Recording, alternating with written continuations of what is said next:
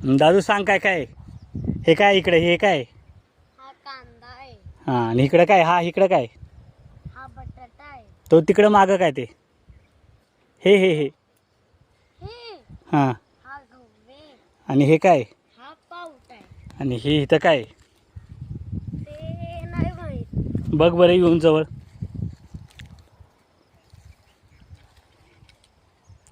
बघ एखादं बारकं फोलकट हातामध्ये घेऊन. हे बघ.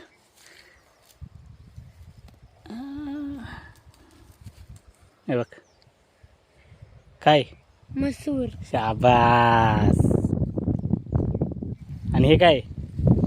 हा हे तर मका आहे. इथं पाणी सोडलं बघ. बरं झालं मी आता पाणी पितो इथलं.